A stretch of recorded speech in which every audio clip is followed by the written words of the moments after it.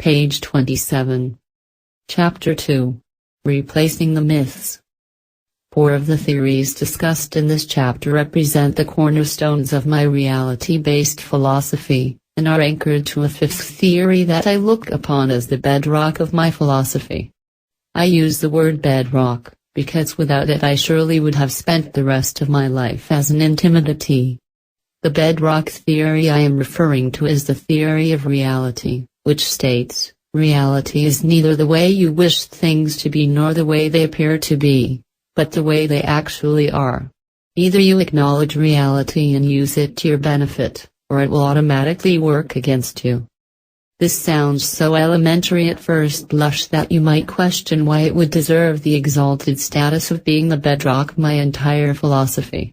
Yet, no matter how simplistic it may sound, it has been my observation that while most people pay lip service to the importance of correctly perceiving reality, very few of them demonstrate, through their actions, that they're really serious about taking reality into account in their daily lives. In my opinion, the single biggest cause of failure lies in the inability to recognize and/or refusal to acknowledge reality.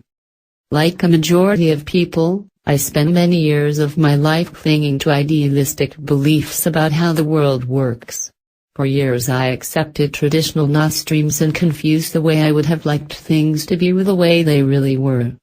In retrospect, I am amazed at how I managed to limp along year after year, refusing to acknowledge reality in the face of one ugly ending after another. I witnessed many people stubbornly adhering to conventional success rules, only to continually have their fingers severed when they reached for their chips. Their wish was that these rules would work. The reality was that they did not. I myself had a masochistic tendency to focus on the other person's best interest, particularly in business dealings, naively clinging to the belief that my benevolent attitude would be appreciated and that I would be handsomely rewarded. At best, I ended up with a handful of air. At worst, I got a financial slap in the face. My wish was that I would be justly rewarded for my caring attitude. The reality was that I was not.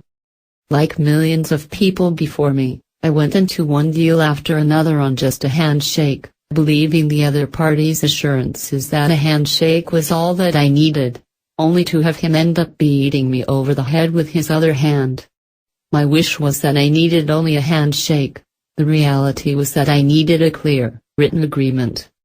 I repeatedly listened to attorneys insist that they weren't deal killers, that they weren't like those typical attorneys who concentrated on finding, rather than solving, problems, only to witness those same non-deal killing attorneys blow up one deal after another. My wish was that each new attorney who proclaimed himself to be different from other deal-killing attorneys would show, through his actions, that he wasn't a deal killer. The reality, however, was that the vast majority of such attorneys ended up being worse than most of their brethren. I, like most people in the bussy Nisral jungle, wished that the game of business took place on a nursery school playground. The reality, however, was that it was played in a vicious jungle. I concluded that I must either accept that reality or, for my own well-being, give up all my worldly possessions, a bicycle, clock radio, and tattered Mickey Mantle baseball card, and become a monk. I opted for the former.